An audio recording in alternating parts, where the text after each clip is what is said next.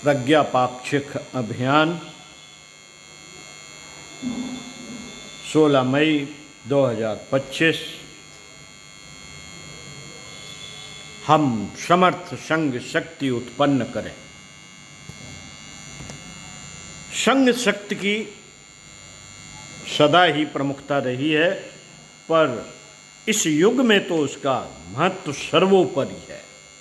बुद्धि बल, धन बल, श्रम बल के चमत्कार इस संसार में बिखरे पड़े हैं। इन तीनों बातों का उपार्जन करने के लिए सरस्वती के रूप में बुद्धि की, लक्ष्मी के रूप में धन की, दुर्गा के रूप में श्रम की पूजा उपासना करते हुए, पर हम उस संघ शक्ति का महत्व भुला देते हैं जो सर्वोपरि है।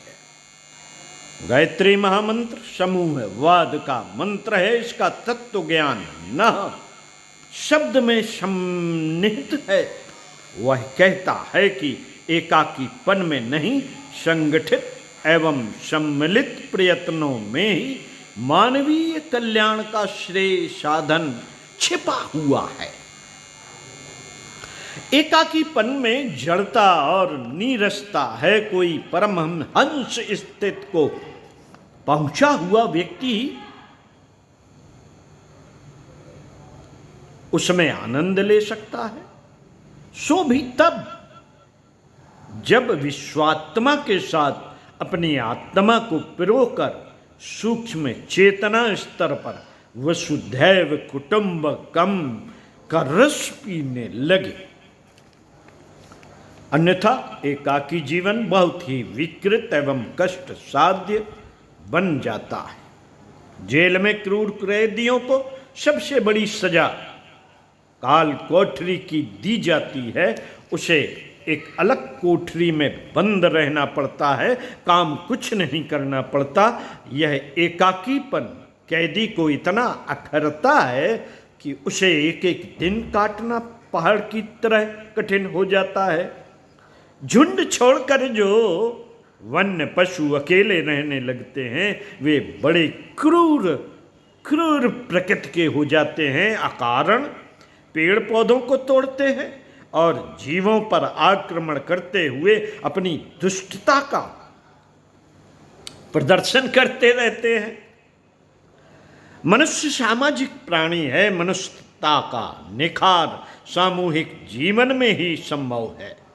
सम्मिलित जीवन में एक उल्लास भरी शक्ति उत्पन्न होती है। उसी की उपलब्धि के लिए गृहस्थ लोग परिवार बसाते हैं। विरक्त लोग अखाड़े, आश्रम, मठ तथा संप्रदाय खड़े करते हैं। मेले ठेलों में जाना हर दृष्टि से असुविधाजनक, कष्टकर एवं खर्चीला ही पड़ता है। फिर भी लोग बड़े चाव के साथ जाने की तैयारी करते हैं, क्योंकि जन संकुल वातावरण में एक ऐसा आनंद रहता है जिससे सहज ही बहुत आनंद मिलता है। विवाह बारातों में जाकर प्रसन्न होने का यही कारण है। यही कारण है सम्मिलित जीवन में केवल प्रसन्नता ही नहीं मिलती, उसमें शक्ति भी सन्निहित है। एकाकी व्यक्ति कितना ही समर्थ क्यों ना हो, कुछ बड़ा काम नहीं कर सकता, पर बहुत से अल्प सामर्थ्यवान मिलकर बहुत बड़ा काम कर सकते हैं। टिड्डी दल फसलों और जंगलों को सपाचट कर देता है। चींटियों का एक छोटा दल हाथी की सूंड में प्रवेश कर गजराज को मृत्यु के मुख में पहुंचा देता है। समूह की शक्ति असाधारण है। नवनिर्माण के लिए हमें इसी महाशक्ति को जागृत एवं प्रयुक्त करना पड़ेगा। एकाकी प्रयत्नों में इतना बड़ा महाअभियान संपन्न नहीं हो सकता, चाहे उसका संचालक कितना ही समर्थ व्यक्ति क्यों ना हो। भगवान राम को मनुष्य सहयोगी न मिले तो रीछ वानरों की सेना बनाकर असुरता से लड़ने चले गए। भगवान कृष्ण ने गोवर्धन पर्वत उठाया तो उनके लिए ग्वाल बालों का सहयोग लिया। महाभारत में वे अकेले भी लड़ सकते थे, पर पांडवों और उनकी छोटी सेना को संगठित करके ही उन्होंने उस कार्य को हाथ में लिया।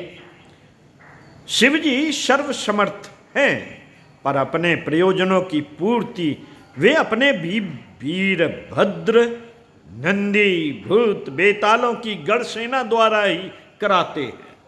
प्रजापति ने देवताओं की थोड़ी थोड़ी शक्ति इकट्ठी कर उससे दुर्गा को उत्पन्न किया, जो मधु, कैटभ, महिषासुर, शुंभ निशुंभ का ससैन्य संहार करने में समर्थ हुई। संग शक्ति सर्वत्र ऐसे ही चमत्कार उत्पन्न करती रहती है। युग निर्माण के लिए हमें सज्जनों की, धर्मनिष्ठ व्यक्तियों की शक्ति का एकीकरण करना पड़ेगा। ये आज बिखरे हुए हैं, इसलिए दुर्बल पड़ जाते हैं, दुर्बल पड़ रहे हैं, हार रहे हैं। असुरता से देवत्व की शक्ति कहीं अधिक है, असुरता से देवत्व की शक्ति कहीं अधिक है, पर हारती एक ही कारण से है कि वह संगठन की ओर उपेक्षा बरतती रहती है। जब तक संजनों को संग शक्ति का सृजन न होगा, तब तक हमारी महान योजनाएं कल्पना लोक में ही विचरण करती रहेंगी। देव प्रकृति के व्यक्ति यदि संगठित होकर सदुद्देश्य के लिए कदम बढ़ाएं तो आश्चर्यजनक सफलता सुनिश्चित है। हमें यही करना होगा।